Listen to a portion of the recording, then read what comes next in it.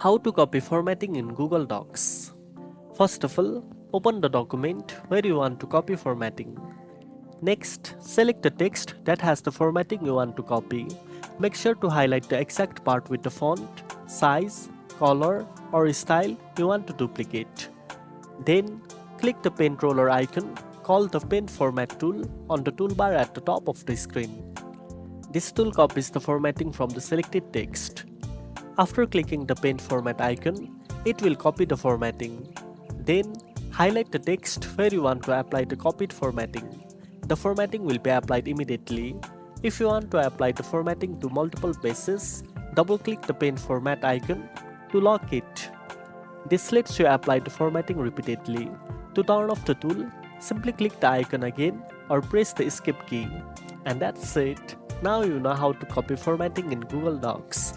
If you found this video helpful, don't forget to like, share and subscribe for more tech tips. Thanks for watching and I'll see you in the next one.